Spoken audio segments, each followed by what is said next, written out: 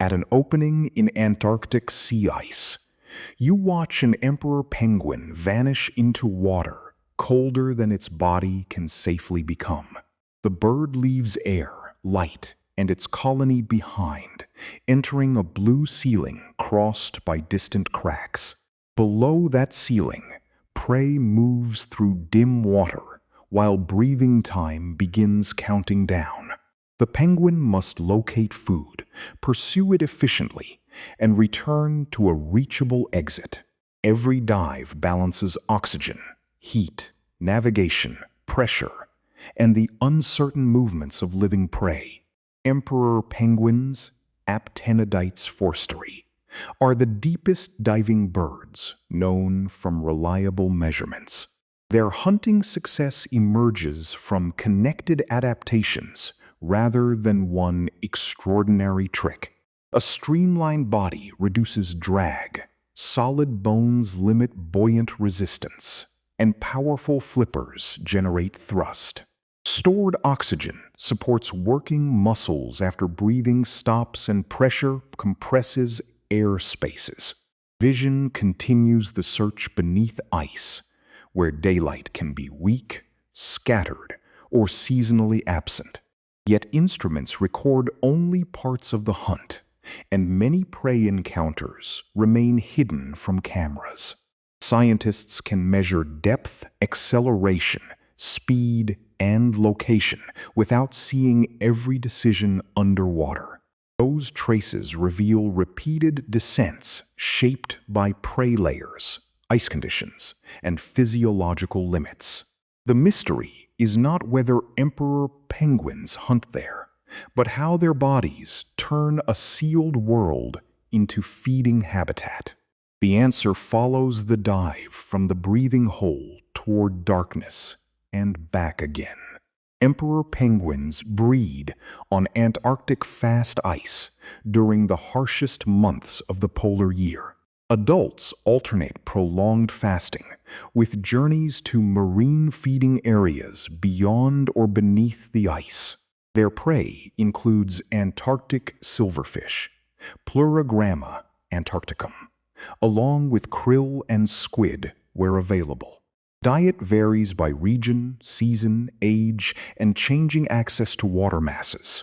Penguins capture individual prey with the beak rather than filtering large volumes of water. Approach, therefore, requires detecting a moving target and closing distance before it escapes. At the surface, the bird ventilates its lungs and prepares blood and muscle oxygen stores.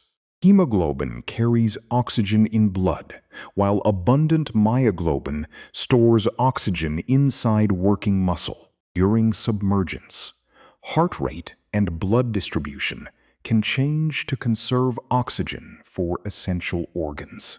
Muscles increasingly use their local oxygen reserves as the dive continues.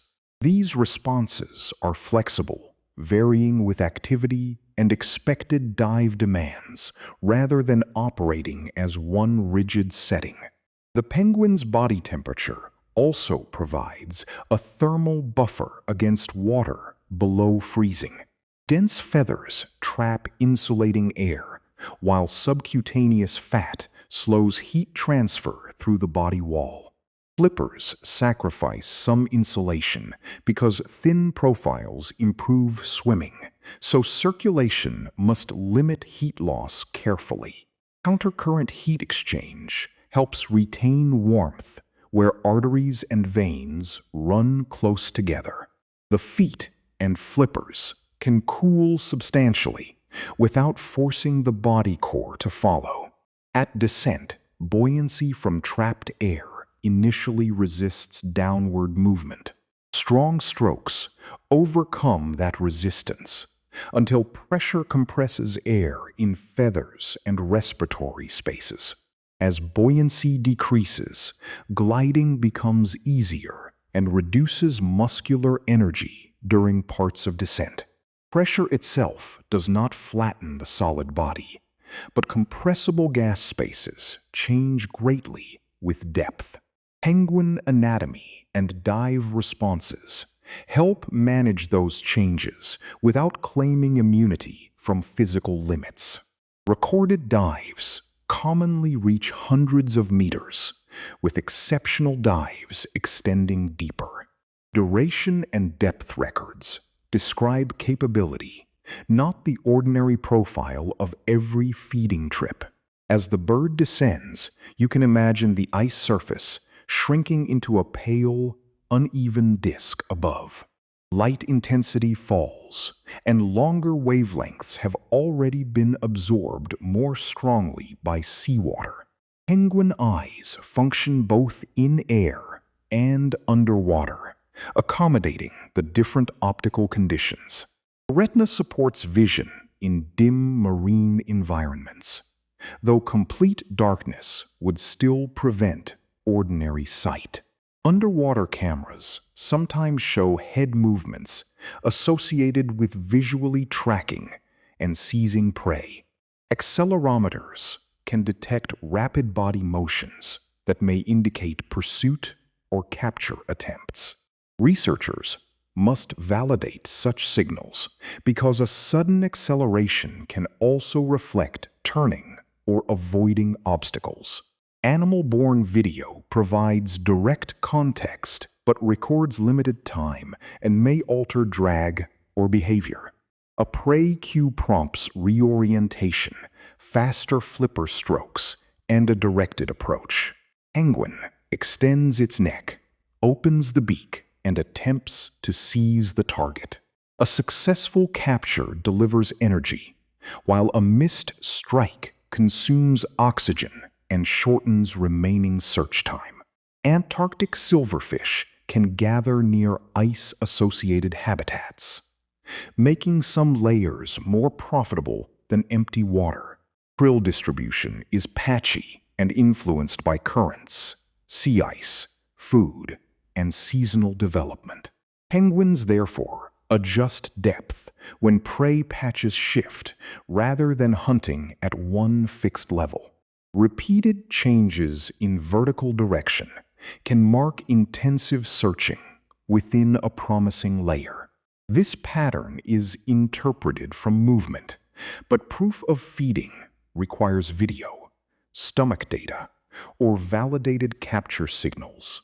The bird may also use the underside of sea ice as a hunting boundary. Prey associated with ice structures can be silhouetted against brighter ice or concentrated near irregular surfaces.